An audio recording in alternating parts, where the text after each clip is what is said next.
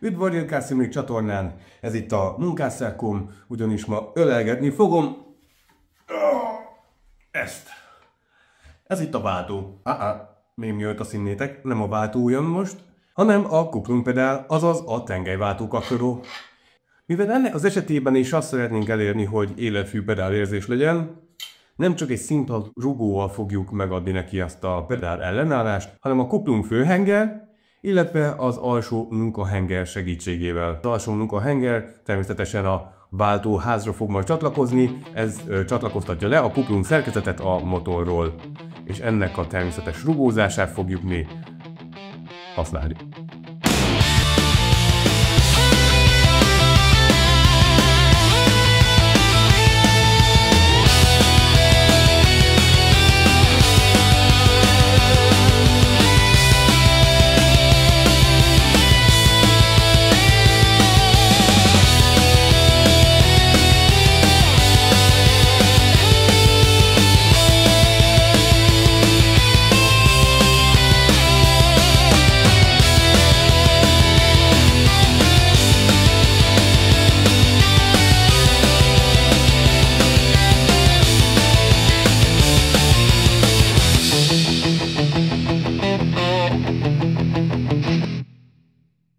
Hogy azoknak is adjak egy képet az elképzelésemről, akik nem járatosak az automechanikában, az autószerelésben, megmutatom, hogy miről is van szó pontosabban.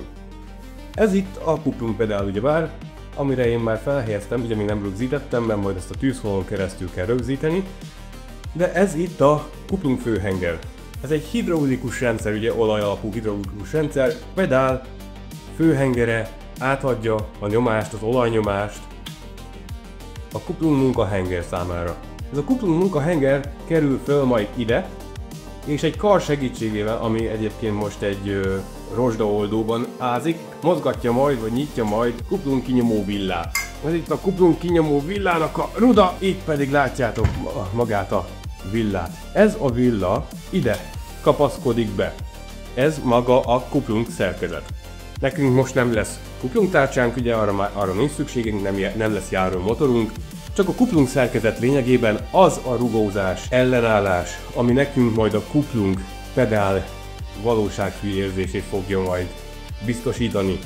Tehát maga a kuplung szerkezet az bekerül a váltóház elejére, vagy a váltó tengelyére, a villa beakad a kuplungnak a csapágyába, és amikor a pedált megnyomjuk, a villa pedig így van fenn, húzza majd befelé, vagy kifelé, vagy maga felé, tök mindegy, a váltó felé. Ez a szerkezet fogja nekünk biztosítani ezt a rugózást. Szóval akkor haladjunk belülről kifelé, mivel a kuplung főhenger nyomócsövének hossza korlátozott. Ez a helye magának a kuplung pedálnak, és ezt itt fogjuk felfogatni.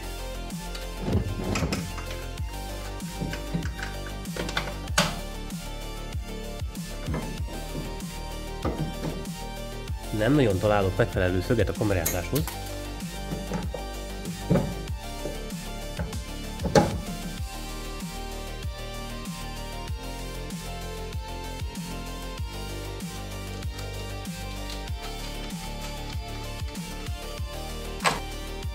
A váltóbowden innen fog kiérkezni, és annak hosszát nem fogom tudni módosítani, így annak a megfelelő ívet biztosítva a váltó itt lesz jó helyen, mint ahogy a motorra felszerelve, és nagyjából ilyen távolságba kerülne. Így a kuplung főhenger pont akkora ideális távolságban van, hogy felkerülhessen a munkahenger is a váltóra. A munkahenger ugye ide fog kerülni, ez pedig a kar, amit a kinyomó villát fogja majd a munkahengerrel működtetni.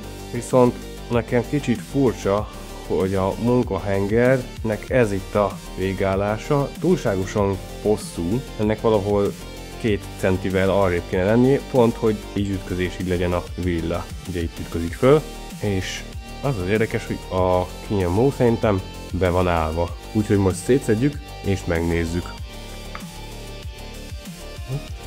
Ez bizony se kifelé, se befelé nem fog megmozdulni szerintem. Úgyhogy én most azért megpróbálkozok először kipucolni, bejáratni. Ha nem sikerül, akkor szerezni kell egy másikat.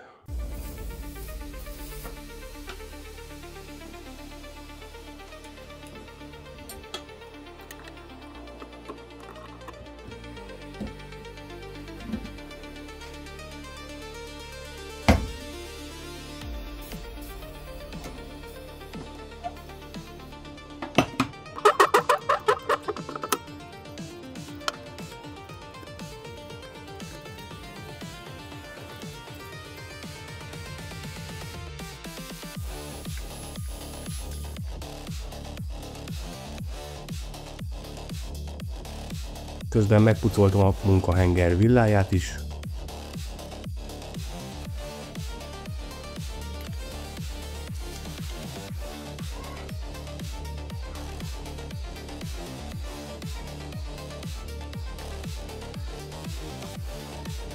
Most akkor feltesszük a koplung szerkezetet. Ugye ennek a villának kell majd belekapnia ebbe a kis kampóba, ez a kinyomósapály.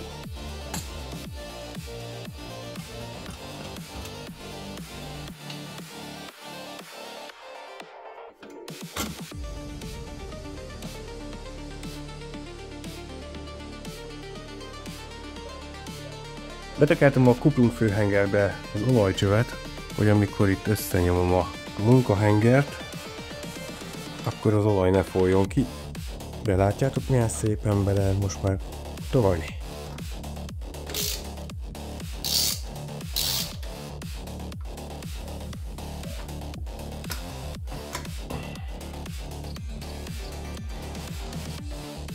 Úgy emlékeztem, ide kell még egy alátét, de alátétemmel valahogy nem megy rá a holder. Felteszem az olajtartályt. Nincsen bilincsfogóm, de megteszi más fogó is.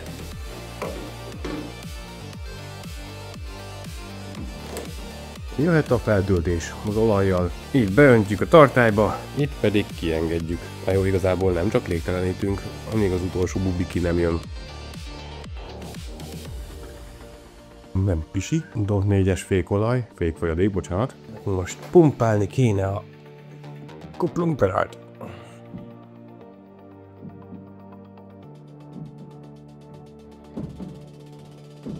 Na, már kezdek érezni egy kis keményedést. A pedál kezd keményedni. Most rányitok egy 10-es kulccsal a légtelenítő szelepre. Jön a mocskos olaj. Kis bubi kíséretével. Rátöltünk még a tartályra. Pumpálunk megint.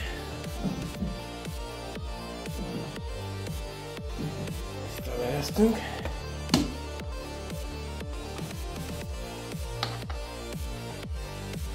Megtaposom még egy párszor.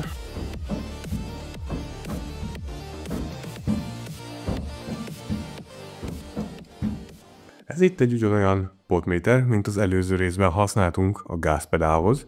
Ugyanez lesz nekünk most használva a kuplungpedálhoz is.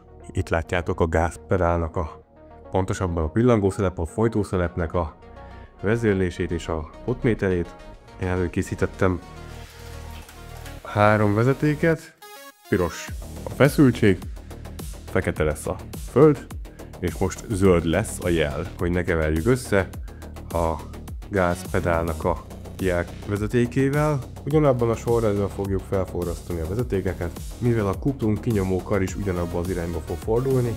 3D nyomtatóval készítettem egy tengelyt a potméternek, ami összeköti a kinyomó villának a csavarjával. Ugye ez a kinyomó villa tengelye, ez forog a kuplung megnyomásakor, ez fogja átadni a forgást a potméternek, ez ide fog kerülni, valamint készítettem a potméternek egy tartókonzolt szintén.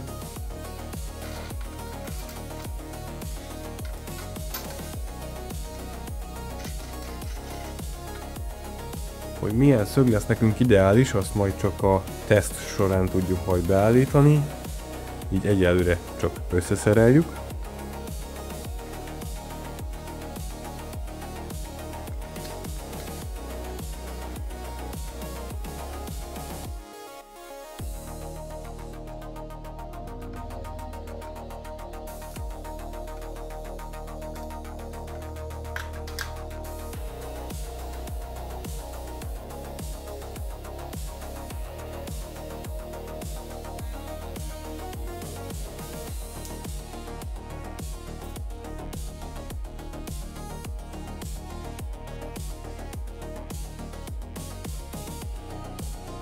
Emlékeztek még, hova programoztuk az előző részben a panelre a többi pedálnak a jel vezetékét? Következő pedálnak az A1-be engesztjük be. Az Arduino panelen a föld pin kiosztásból van 3, még a VCC-ből csak egy van. Egyszerűbbnek gondolom, hogyha a potméterről lopunk feszültséget, ahol az előző potméterre bevezettük a feszültséget, onnan hozunk el a következő potméterre. A föld pedig mehet a panelen a föld helyére.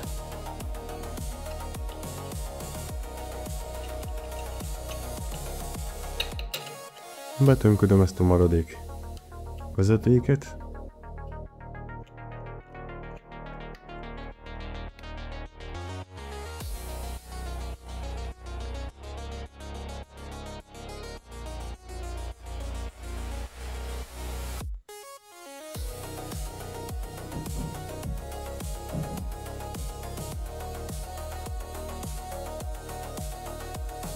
Rádugtam egy laptopra. Ez nem az a gép, amivel ugye az előző részben beállítottuk, de most megteszi ez is. Gázpedált már én beállítottam itt ideálisra.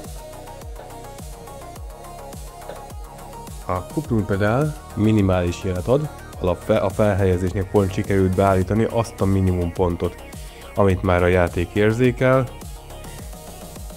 De mivel kicsi a forgási szöge, ezért kevés jelet ad, így azt fogjuk csinálni, hogy a végpontot lehúzzuk, az elejét pedig annyira fentebb vesszük, hogy ne ugráljon bele a minimális jel.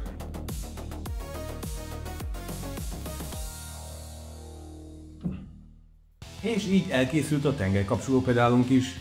És hogy segítsd a videók terjedését, oszd meg, kommentelj, lájkolj, diszlájkolj, ahogy jól esik, és találkozunk a következő részben.